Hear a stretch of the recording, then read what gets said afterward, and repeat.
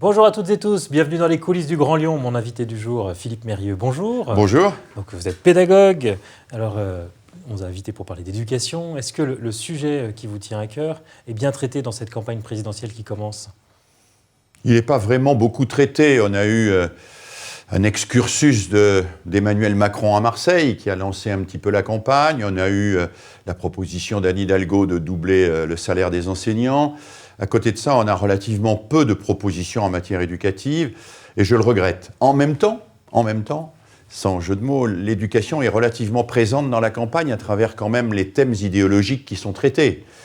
Parce que, pour quelqu'un comme moi, c'est extrêmement douloureux de voir que les candidats, en particulier à droite et au centre, privilégient l'exclusion à l'éducation, privilégient la stigmatisation d'une population à la prévention. Et c'est un peu ce contre quoi j'ai lutté toute ma vie, donc ça m'affecte un peu et j'espère qu'on va réussir à redresser la barre. Vous avez été offusqué de la une du Figaro Magazine qui annonçait comment l'école endoctrine nos enfants et dénonçait les idéologies LGBT, antiracistes ou décolonialistes. Oui, alors c'est une une particulièrement scandaleuse parce que le Figaro Magazine et les gens qui écrivent là-dedans, qui n'ont que le mot République à la bouche, font une dans laquelle ils stigmatisent ceux qui luttent contre le racisme et contre l'homophobie. C'est-à-dire qu'eux-mêmes sont complètement contraires aux principes de la République, aux lois qui sont votées, et n'ont même pas la loyauté élémentaire de dire que le racisme est un mal qui nous ronge, que l'homophobie est un mal qui nous ronge et que nous devons lutter contre cela. Alors je suis assez sidéré par cette campagne, mais elle n'est pas tellement nouvelle en fait. On s'aperçoit que il y a très longtemps, dans les années 1900-1930, déjà les enseignants étaient pris à partie et considérés comme des personnages dangereux, rouges, qui endoctrinaient les enfants. Je pense que les enseignants n'endoctrinent pas les enfants. Ils représentent un danger infiniment moins grand que celui de la publicité, par exemple, que celui des réseaux sociaux.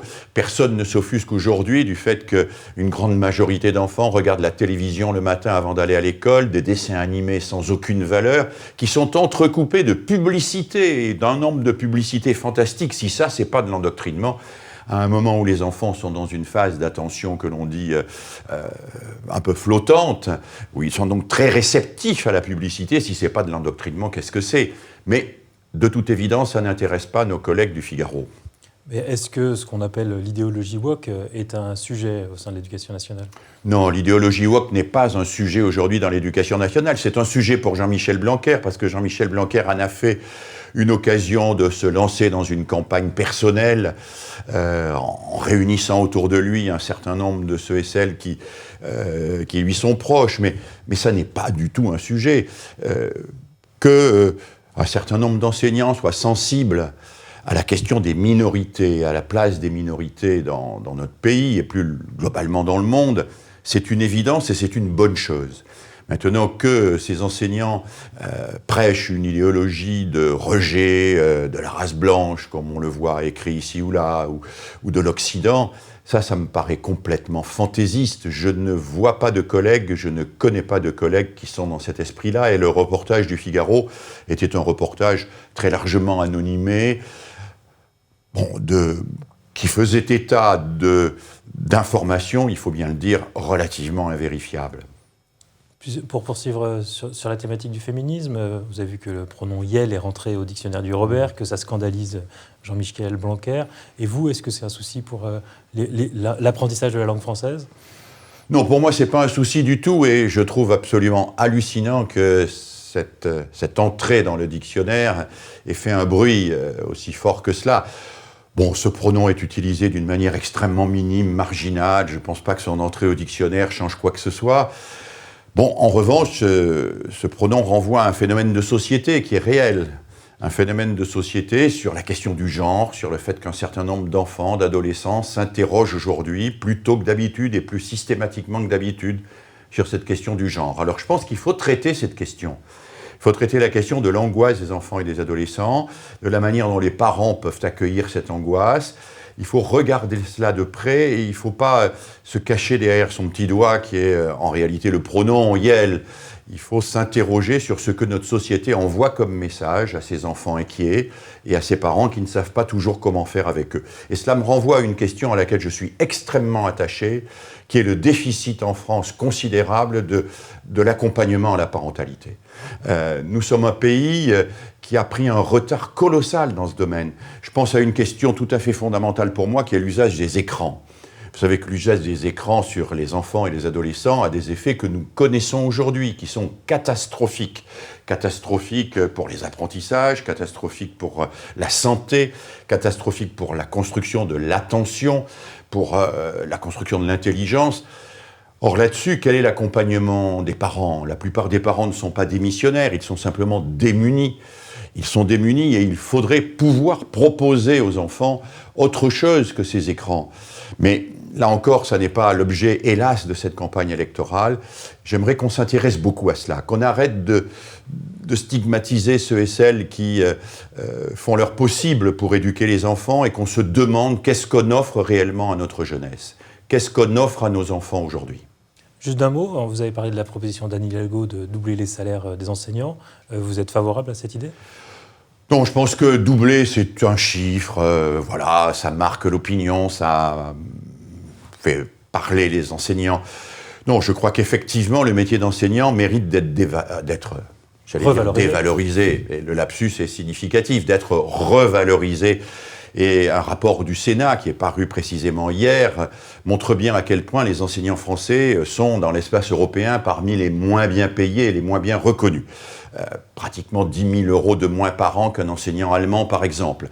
Alors oui, bien sûr, il faut revaloriser le salaire des enseignants, mais il faut aussi revaloriser la fonction des enseignants. Les enseignants ne sont pas simplement mal payés, ils sont mal reconnus.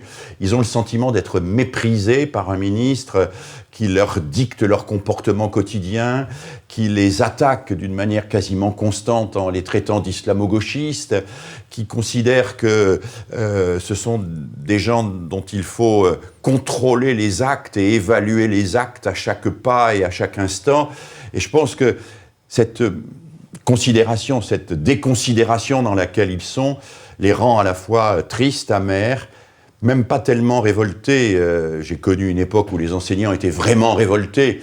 Je trouve qu'aujourd'hui, ils sont plus dégoûtés de se sentir aussi mal accompagnés dans une tâche qui est de plus en plus difficile. Vous êtes assez critique avec Jean-Michel Blanquer. Est-ce que vous retenez quelque chose de positif de son passage au ministère, qui aurait été le plus long de la Ve République, puisqu'il est resté tout le mandat? Peut-être le dédoublement des classes dans les zones prioritaires? Oui, peut-être, quoique ce dédoublement se soit fait au détriment d'une autre réforme qui avait été engagée, qui n'a pas été poursuivie et qui n'a pas été évaluée d'ailleurs, qui était la réforme plus de maîtres que de classes, qui consistait non pas à dédoubler systématiquement les classes, mais à rajouter un enseignant dans une équipe pour permettre le dédoublement et permettre le travail en équipe. Alors cette réforme avait été lancée dans le quinquennat précédent. Elle commençait à donner de bons résultats, elle a été arrêtée, voilà. Nous sommes devant une espèce d'inflation de réforme. Chaque ministre veut bousculer complètement le système. Jean-Michel Blanquer avait commencé par dire qu'il ne toucherait rien. Il a à peu près tout cassé, la formation des enseignants, les méthodes d'apprentissage à l'école primaire, le lycée. Il n'y a guère que le collège où il n'a pas trop touché, quoi qu'il a pratiquement supprimé la réforme qui avait été introduite par Najat Vallaud-Belkacem. Je pense que cette espèce d'avalanche de réformes qui tombent sur les enseignants à chaque quinquennat et qui sont contradictoires les unes avec les autres, ça n'est pas compatible avec une conception de l'éducation qui se voudrait et qui doit être sur le long terme. Éduquer, ça ne peut pas se faire en changeant son fusil d'épaule tous les 2 ou 3 ans, voire tous les 5 ans. C'est pour ça que je suis favorable à ce que nous mettions en place, comme l'ont fait un certain nombre de pays, quelque chose qui pourrait être une sorte de conseil d'État de l'éducation, qui lisse les réformes, qui disent n'allons pas trop vite, évaluons ce que nous venons de faire, accompagnons les enseignants par de la formation, mais ne soyons pas dans cette espèce de course permanente à la réforme qui place tous nos collègues, les enseignants, mais aussi les parents, dans une situation extrêmement difficile. Il y avait quand même des réformes que vous avez sans doute approuvées, comme l'interdiction des téléphones portables dans les collèges ou, oui. ou l'instruction obligatoire à 3 ans. Oui, bien sûr. Moi, je suis assez d'accord là-dessus. Et bon, ce sont là moins des réformes que des impulsions qui ont été données. Bien sûr qu'il faut interdire le téléphone portable, mais interdire le téléphone portable n'est pas la seule manière de lutter contre la fascination des écrans. Lutter contre la fascination des écrans, c'est proposer aux enfants d'autres activités qui les mobilisent que celles qu'ils ont sur les écrans. Quand on fera des terrains d'aventure systématiquement au pied des tours, pour que les gamins, pendant les vacances de la Toussaint, puissent faire autre chose que regarder la télé, jouer aux jeux vidéo, on luttera réellement contre les écrans. Quand on travaillera sur un usage intelligent de la télévision, quand on réfléchira sur la manière dont on transmet l'actualité aux enfants. Aujourd'hui, on a quasiment supprimé tous les journaux d'actualité télévisés à destination des enfants et des adolescents. Alors là, on fera avancer cette question. Moi, j'avais proposé une réforme qui va vous paraître complètement anecdotique, mais qui me semblait importante. À une époque, un ministre de l'Éducation nationale m'avait demandé de réfléchir sur l'enseignement des langues en France. Et vous savez que cet enseignement fait problème et que les Français sont particulièrement mauvais en Europe sur l'apprentissage des langues. Alors nous étions allés voir un peu partout, aux Pays-Bas en particulier, et on avait découvert que là où les enfants sont meilleurs en langue, c'est là où la télévision ne diffuse pas de version doublée, mais diffuse des versions originales sous-titrées. Parce que dans la version originale sous-titrée, eh bien, à la fois on entend une langue étrangère et en plus on voit écrite sa langue maternelle en bas, et donc on peut apprendre l'orthographe et la grammaire. Alors je suis allé voir un ministre, puis je suis allé voir son successeur en lui disant, écoutez, intervenez auprès du CSA et demandez à ce que de temps en temps, il y ait des émissions aux heures de grande écoute en version originale sous-titrée. Mais bien évidemment, cela n'est jamais arrivé, parce qu'on préfère toujours le confort des adultes à l'éducation des enfants. Qu'est-ce que vous pensez, juste d'un mot, de l'expérimentation à Marseille qui est annoncée par Emmanuel Macron, qui permettra aux directeurs d'établissement de choisir leurs équipes pédagogiques et donc de recruter eux-mêmes leurs enseignants? Alors, je pense que ça va dans le sens de ce que Jean-Michel Blanquer avait fait quand il était recteur de Créteil, de ce que Emmanuel Macron incarne, c'est-à-dire une vision très libérale du système éducatif. Alors, là encore, il faudrait remettre les choses dans leur contexte. Les postes à profil, ça existe déjà. Il y a déjà un système dans l'éducation nationale qui permet à un chef d'établissement de publier des postes à profil. C'est-à-dire que ne vont candidater sur ces postes que ceux qui sont intéressés par le type de poste que l'on propose. Ce système existait, il est juste, en plus il permet à plusieurs personnes de candidater, c'est un bon système. Pourquoi le remplacer par un autre où le chef d'établissement va choisir directement, sans passer par un appel à candidature, des personnes de son choix? On va vers une sorte d'arbitraire, alors que nous avions un système qui permettait de constituer des équipes avec une relative équité des candidatures. Donc, je ne vois pas vraiment l'intérêt de ce type d'annonce, si ce n'est d'aller vers un système où la responsabilité du chef d'établissement sera de plus en plus grande, où la notion de service public disparaîtra progressivement, parce qu'en fait, on va mettre en concurrence les établissements entre eux. C'est cette idée que je trouve vraiment déplorable dans l'éducation, cette idée que c'est la concurrence qui garantit la qualité. Dans un service public, ça n'est pas la concurrence qui garantit la qualité, c'est l'engagement de l'État. C'est pas parce qu'on va mettre deux écoles en concurrence qu'elles seront de meilleure qualité. Si on veut qu'elles soient de bonne qualité, il faut que l'État s'engage à donner enfin réellement plus et mieux à ceux qui ont moins. Et ça, nous sommes très en retard en France là-dedans. Un élève de collège d'une zone d'éducation prioritaire coûte moins cher à l'État qu'un élève de collège d'un collège de centre-ville. Et ça, c'est inacceptable. C'est inacceptable, mais pourtant, de plus en plus, c'est ce que nous faisons. Parce que ce sont des enseignants plus qualifiés. Mais plus qualifiés, il y a moins de contractuels, il y a moins de vacataires. En France, comme toujours, l'argent va aux riches, l'argent va aux classes préparatoires, aux grandes écoles, il ne va pas aux élèves qui sont en difficulté dans les SECPA, dans les zones les plus préoccupantes de nos banlieues. Un dernier mot, vous êtes engagé dans la campagne présidentielle à travers la primaire populaire. Vous espérez une union des différents candidats de gauche. Enfin, pour l'instant, ni Yannick Jadot, ni Anne Hidalgo, ni Jean-Luc Mélenchon n'ont rejoint l'initiative. Est-ce que c'est vraiment la bonne démarche ? Écoutez, un des principes de la pédagogie, c'est qu'on ne sait jamais si on a réussi tant qu'on n'a pas essayé. Il faut essayer. Avec un enfant, c'est pareil. Je ne peux pas dire ça ne marchera pas si je n'essaye pas. Il faut essayer, essayer et essayer encore. Alors oui, tant qu'on n'a pas essayé, on ne sait pas si ça va marcher ou pas, donc essayons.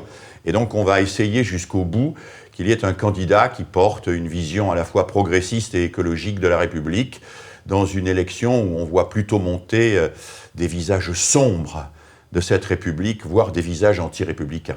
Vous n'êtes pas très optimiste sur l'union de la gauche? Je suis ni optimiste ni pessimiste, je suis volontariste. Je suis quelqu'un qui pense qu'il faut toujours essayer, même si on est pessimiste, parce que tant qu'on n'a pas fait le maximum pour essayer, on ne sait pas si ça va marcher, donc essayons. Philippe Mérieux, je vous remercie. Et puis moi, je vous dis à demain pour une nouvelle émission des coulisses du Grand Lyon.